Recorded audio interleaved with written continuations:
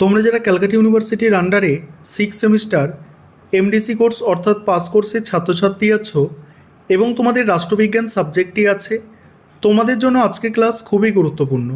আজকের ক্লাসে তোমাদের CC7 পেপার অর্থাৎ ওয়েস্টার্ন পলিটিক্যাল থট 1 এই পেপারের শেষ মুহূর্তের সাজেশান, মক টেস্টের প্রশ্নপত্র এবং কিছু গুরুত্বপূর্ণ প্রশ্নের উত্তর নিয়ে আলোচনা করব।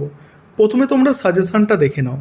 এখানে খুব সংক্ষিপ্ত করে দেব, অর্থাৎ যেগুলো মোস্ট ইম্পর্টেন্ট তোমাদের পরীক্ষায় আসতে পারে সেই প্রশ্নগুলোই কেবলমাত্র এখানে বলবো। মডিউল 1 থেকে 15 নম্বরের প্রশ্ন, ম্যাকিয়াভেলির অবদান। প্রশ্নটা কিভাবে আসতে পারে? ম্যাকিয়াভেলির রাজনৈতিক অবদান। ম্যাকিয়াভেলিকে কি আধুনিক রাষ্ট্রবিজ্ঞানের জনক বলা যায়? এইভাবে। ম্যাকিয়াভেলিকে কি নবজাগরণের সন্তান বলা যায়? এইভাবে আসতে পারে। পরের প্রশ্ন আছে মোস্ট ইম্পর্টেন্ট প্রশ্ন, অ্যারিস্টটলের সংবিধানের শ্রেণীবিন্যাস সম্পর্কে আলোচনা করো। তারপরের প্রশ্ন মোস্ট ইম্পর্টেন্ট প্রশ্ন দেখে নাও। তারপরের প্রশ্ন হচ্ছে এখানে রোমানদের আইন ও নাগরিকত্বের তত্ত্ব আলোচনা করো। এই প্রশ্নটা ভালো করে করবে। রোমানদের আইন ও নাগরিকত্বের তত্ত্ব আলোচনা করো। তারপরে দেখো অ্যারিস্টটলের রাষ্ট্রতত্ত্ব আলোচনা করো এবং আধুনিক রাষ্ট্রতত্ত্বে এর তাৎপর্য ব্যাখ্যা করো। মোস্ট ইম্পর্টেন্ট প্রশ্ন। এবং আরও একটি প্রশ্ন এখান থেকে আমি শেষে বলে দেবো তোমাদের, ঠিক আছে? একটু ধৈর্য ধরো, সেটা মক টেস্টের প্রশ্নপত্রের মধ্যে আছে, সেটাও মোস্ট ইম্পর্টেন্ট প্রশ্ন এবং সেই প্রশ্নের উত্তরও বলবো। এবারে মডিউল টু থেকে মোস্ট ইম্পর্টেন্ট প্রশ্ন হচ্ছে, দেখো, রুসোর সাধারণ ইচ্ছার তত্ত্ব মোস্ট ইম্পর্টেন্ট একটা প্রশ্ন এখানে বললাম। টমাস হবসের সার্বভৌমত্ব, রাষ্ট্রের প্রকৃতি সংক্রান্ত ধারণা আর স্বাধীনতা সম্পর্কে রুসোর চিন্তা, এই তিনটি প্রশ্ন এখানে সবথেকে গুরুত্বপূর্ণ। এবার 5 নম্বরের প্রশ্ন, প্লেটোর সাম্যবাদ সম্পর্কে টিকা। ম্যাকিয়াভেলির চিন্তায় ধর্ম ও নৈতিকতার ভূমিকা কী ছিল? তারপরে আছে এটা বাদ দেবে, এই প্রশ্ন করার দরকার নেই, এটাও করার দরকার নেই, ঠিক আছে? এগুলো বিগত বছরে এসে গিয়েছে, এগুলো করার দরকার নেই। এটা করতে পারো, গ্রিক রাজনৈতিক চিন্তার মূল বৈশিষ্ট্য। এটা তোমরা 15 নম্বরের জন্য দেখতে পারো, গ্রিক রাষ্ট্রচিন্তা বা রাজনৈতিক চিন্তার মূল বৈশিষ্ট্য, এটার অ্যান্সারও তোমরা আজকে ক্লাসে পাবে।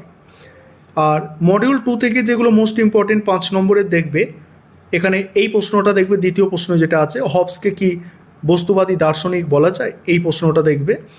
তারপরে লকের সম্পত্তির তত্ত্ব, খুব ভালো করে 5 নম্বরের জন্য দেখে যাবে লকের সম্পত্তির তত্ত্ব।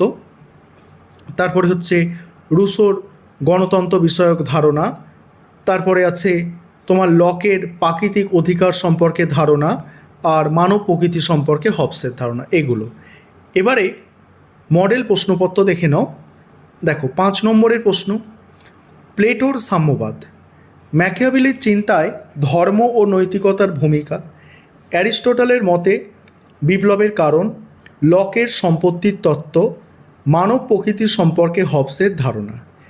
এবারে মডিউল 1 থেকে বড় প্রশ্ন দেখো। প্রথম প্রশ্ন, ম্যাকিয়াভেলির রাজনৈতিক অবদান আলোচনা করো। তাকে কি আধুনিক রাষ্ট্রবিজ্ঞানের জনক বলা যায়? দ্বিতীয় প্রশ্ন, অ্যারিস্টটলের রাষ্ট্রতত্ত্ব আলোচনা করো এবং আধুনিক রাষ্ট্রতত্ত্বে এর তাৎপর্য ব্যাখ্যা করো। তারপরে গ্রিক রাজনৈতিক চিন্তার মূল বৈশিষ্ট্য আলোচনা করো। গ্রিক রাজনৈতিক চিন্তার মূল বৈশিষ্ট্য আলোচনা করো। তারপর মডিউল 2 থেকে দেখো, রুসোর সাধারণ ইচ্ছা, টমাস হবসের সার্বভৌমত্ব, রাষ্ট্রের প্রকৃতি আর স্বাধীনতা সম্পর্কে রুসোর চিন্তা। এবার তোমরা যারা ইংলিশ ভার্সান আছো তোমরাও দেখে নাও এবং আমি কয়েকটি এবারে গুরুত্বপূর্ণ প্রশ্নের উত্তর নিয়ে আলোচনা করছি, সেগুলো দেখো। এবারে তোমরা কিছু গুরুত্বপূর্ণ প্রশ্নের উত্তর দেখে নাও। 5 নম্বরের প্রশ্নের উত্তর প্রথমে আলোচনায় আসছি। অ্যারিস্টটলের মতে বিপ্লবের কারণ বা অ্যারিস্টটলের বিপ্লবের তত্ত্ব, অ্যান্সারটা কীভাবে লিখবে দেখে নাও।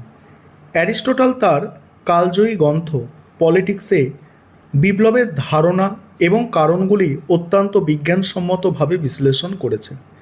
তার মতে বিপ্লব বলতে কেবল রক্তক্ষয়ী সংগ্রামকে বোঝায় না, বরং সংবিধান, শাসনতন্ত্র, সরকারের যে কোনো পরিবর্তনই হলো বিপ্লব। অ্যারিস্টটল বিপ্লবের কারণগুলিকে মূলত দুটি ভাগে ভাগ করেছেন, সাধারণ কারণ আর হচ্ছে বিশেষ কারণ। তার মতে বিপ্লবের সবচেয়ে মৌলিক এবং সাধারণ কারণ হলো সমাজে বিরাজমান বৈষম্য এবং মানুষের মনে ন্যায়ের তীব্র আকাঙ্ক্ষা। যখন নাগরিকদের কোনো একটি অংশ মনে করে যে তারা রাষ্ট্রের সুযোগ সুবিধা এবং মর্যাদা থেকে অন্যায়ভাবে বঞ্চিত হচ্ছে, তখন তাদের মনে চরম অসন্তোষ দানা বাঁধে। আর এই মনস্তাত্ত্বিক ক্ষোভ থেকেই প্রচলিত ব্যবস্থা পরিবর্তনের জন্য বিপ্লবের সূত্রপাত ঘটে। সাধারণ কারণের পাশাপাশি তিনি কিছু বিশেষ বা সুনির্দিষ্ট কারণের কথাও উল্লেখ করেছেন। শাসকদের অত্যাধিক লোভ, ক্ষমতার অপব্যবহার, দুর্নীতি, তারপরে হচ্ছে দেখো আত্ম এটা আত্মদম্ভিকতা বলতে পারো, বা ক্ষমতার প্রতি লোভ সাধারণ মানুষকে বিদ্রোহ করতে বাধ্য করে। এছাড়া সমাজে যদি কোনো একটি নির্দিষ্ট শ্রেণী অস্বাভাবিকভাবে বৃদ্ধি ঘটে, তবে ক্ষমতার ভারসাম্য মারাত্মকভাবে নষ্ট হয় এবং বিপ্লবের পরিবেশ তৈরি হয়। এবার বাকি পোর্শনটুকু দেখো, যতটুকু দরকার সেটুকুই অ্যান্সার করা আছে। এবার লকের সম্পত্তির তত্ত্ব, এ তো খুবই মোস্ট ইম্পর্টেন্ট প্রশ্ন, কিভাবে অ্যান্সার করবে। জন লক তার বিখ্যাত টু ট্রিটিজেস অফ গভর্নমেন্ট গ্রন্থে সম্পত্তির অধিকারকে মানুষের অন্যতম প্রধান ও অবিচ্ছেদ্য প্রাকৃতিক অধিকার হিসাবে বর্ণনা করেছেন। লকের মতে রাষ্ট্র বা নাগরিক সমাজ গঠনের বহু পূর্বেই প্রকৃতির রাজ্যে মানুষের জীবন, স্বাধীনতা এবং সম্পত্তির অধিকার পূর্ণ মাত্রায় বিদ্যমান ছিল। লকের সম্পত্তির তত্ত্বের মূল ভিত্তি হল মানুষের নিজস্ব শ্রম। তিনি যুক্তি দিয়েছেন যে ঈশ্বর এই পৃথিবীকে সমস্ত মানুষের সাধারণ ভোগের জন্য দান করেছেন।